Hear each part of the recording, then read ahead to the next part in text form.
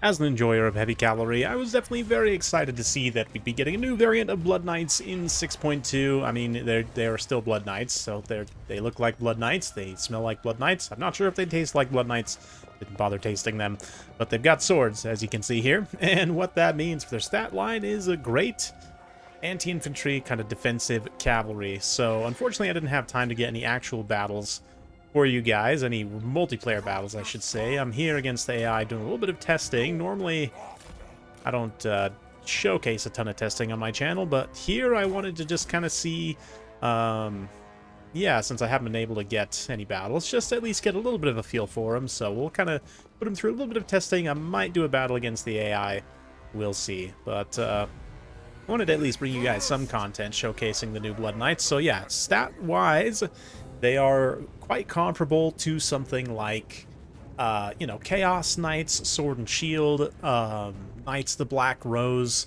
but on steroids, right? Absolutely juiced up to the gills.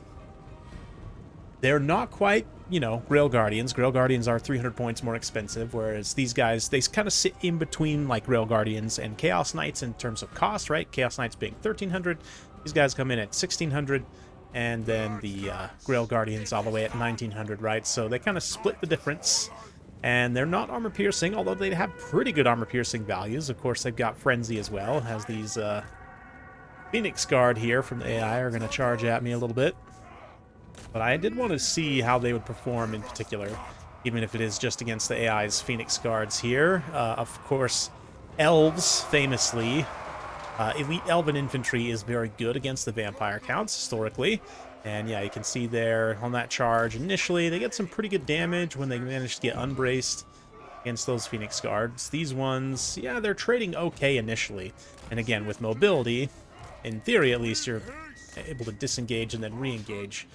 That being said, yeah, I don't know that this is still necessarily going to be a great trade for you, but keep in mind, these guys do have, again, massive melee defense. They've got anti-infantry bonus. They've got all the Blood Knights bells and whistles, so the Hunger and the Flag of Bloodkeep, giving them some extra survivability enhancements. And, of course, Vampire Counts with plenty of access to healing. We may simulate that here by casting a little Invocation to Heck, this one from the Red Duke. And let's see if we can proc a side charge here. I don't think we are quite in range. That one's still charging in the front of those halberds, so as expected, relatively minimal damage. Their charge bonus is pretty good for melee cavalry. 53 is definitely up there. Not incredible, but yeah, this one with some healing and with some charge micro is kind of trading into these halberds. So you can imagine in a real game situation that might be quite different, you know, depending on if the Blood Knights are having to fight other things or if there's other passive healing sources like, you know, corpse carts, mortis engines, and the like. But just having something that can dish out some pretty hefty anti-infantry damage. I mean, 21 armor piercing with 16 bonus versus infantry means they do hit quite hard. Definitely benefit. Let's see here. If we just throw a little Dance Macabre on this one, we'll get them up into the 60s on melee attack. Let's see on a little rear charge there if they're able to do much. I did accidentally drop the dragon down. That's fine. Again, this isn't the most scientific testing. That's not why you come to this channel anyway.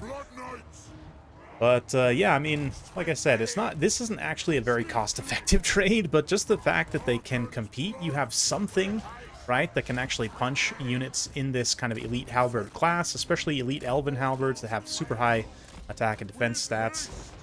Blackguard, you know, is falling into a similar category. Both those matchups, because of those specific units, tend to be a little bit on the tougher side, but obviously the dragon getting involved does change things, as does the healing and everything else. I didn't actually give the elves any spells here, which obviously would be contributing. They'd have missile units, everything else, but yeah, I mostly just wanted to see just straight up taking a bad engagement, how well they would do, and it turns out they actually do relatively well, all things considered. Yeah, the ability to just kind of run around and reposition around the halberds, quite nice. The defensiveness also means that, you know, just thinking through use cases of this unit, for something like Mortis Engine, right? If you have a defensive unit kind of protecting it, they can grind with the Mortis Engine, but they also have the mobility to reposition, whoops, if they need to. So, yeah, very interesting, for sure. This unit is going to get torn apart as they get saturated in there. But we'll hit him with another little quick heal. And let's see. I'm going to leave that unit in and see if they're able to just kind of win that fight, wounded as they are. So yeah, with like moderately poor micro and some healing, they're able to win against a unit that's basically a direct counter for them. So that's pretty good. I mean, granted, I probably should have brought some normal Blood Knights to try and compare them against, but yeah, I do feel like that anti-infantry damage is pretty legit and will definitely help in some circumstances. And again, you got to think about like Corpse Cart Vigor refresh potential here as well. There's just a lot, you know, zombies. So like I could fly over here and throw down like a zombie summon on this fight, right? Just to throw some extra bodies in there. I don't know if that'll be enough to save these guys, but let's see. We do a little Dance Macabre, have those guys pull away. Yeah, that unit did, like they did lose out to my poor micro, but this unit here, wheeling around. See if we can get it to proc their charge animations again.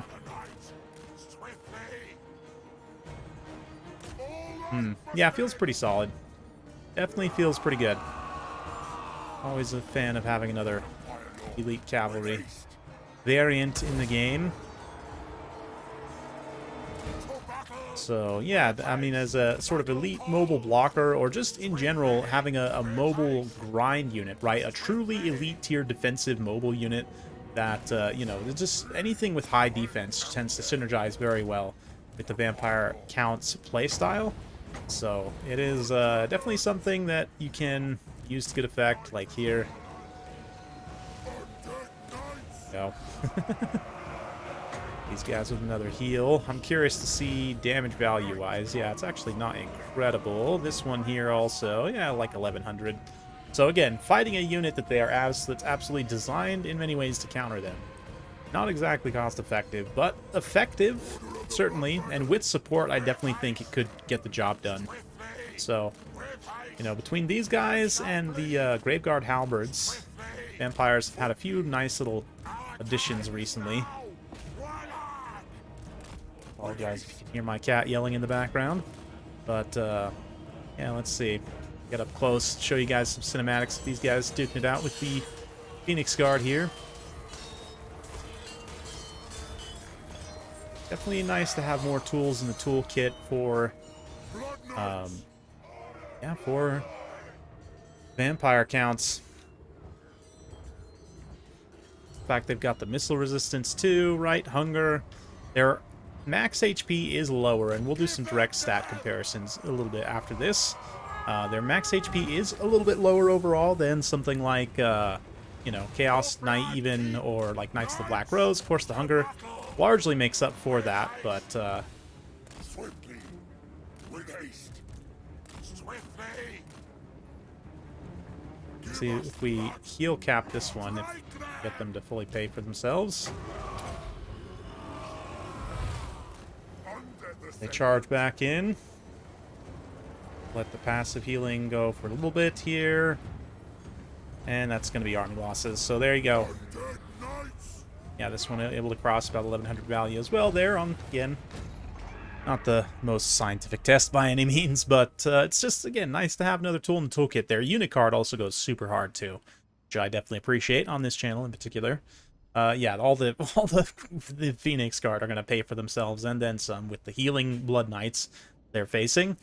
But yeah, definitely a very interesting unit to have. So again, I'm not a Vampire Counts player by any means. If you watch that, watch this channel for any length of time, you definitely know that. But something like this, where, and again, you could maybe like option one of these out for an anti-large Blood Knight if you wanted a little bit more anti-large. But something like this, the idea is here, you just have this mobile grind force.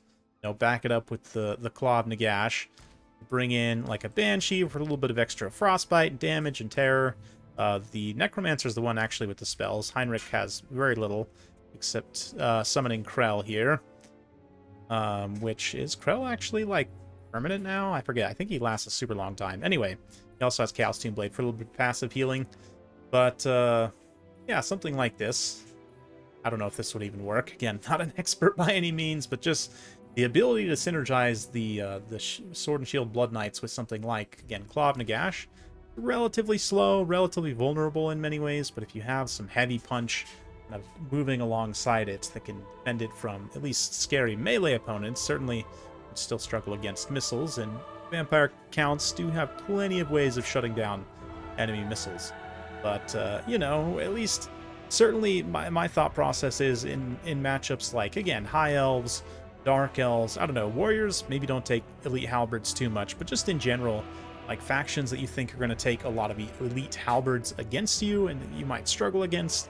Definitely High Elves and Dark Elves come to mind the most, though. So, yeah, I don't think I actually have time, unfortunately, for a little AI battle today, but you guys are just going to have to deal with my Haggard testing for now, unfortunately. Yeah, like I said, couldn't get anyone to get games with in time, you know, lining up schedules with people over the Father's Day weekend, plus, you know, had some work stuff going on. Anyway, long story, but thank you all for bearing with me. A little bit of Haggard testing and just sort of my initial thoughts and impressions. Definitely nice to see another tool in the toolkit.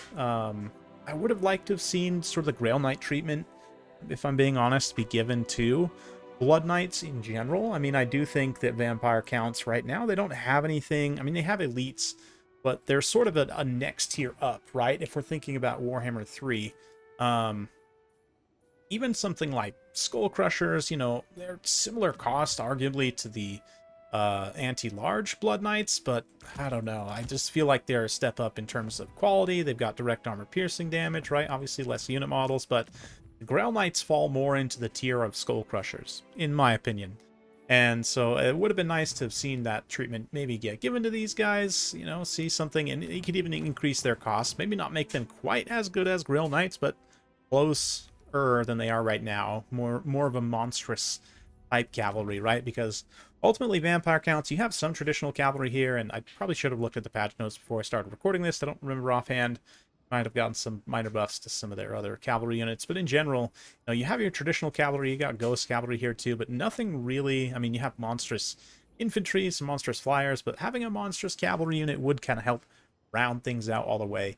And again, making it something more like, yeah, like these Grail Knights, Grail Guardians, I think would make a lot of sense. Right now, they are just significantly up in terms of quality. At least the Grail Knights, it's not like they have a ton more HP, but just, yeah, straight up armor piercing damage. They've got perfect vigor. They've got, yeah, more armor, more speed, more attack, a little bit less defense. But I don't self-regenerate in melee with the hunger, but still, keeping my frenzy as well. But then, yeah, Guardians are pretty interesting in that they have quite a bit more HP.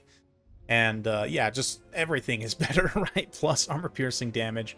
The bonus versus infantry doesn't exactly make up for that. So, it is interesting. Yeah, what matchups, like I said, matchups where you might find yourself grinding against elite infantry is definitely the matchups I would look to bring these Blood Knights. But you guys let me know your thoughts in the comments down below. Hopefully you enjoyed. If you like this sort of content, be sure to like, subscribe, hit that bell notification. Every time I upload a new video, you'll be notified. Thanks again. We'll see you next time.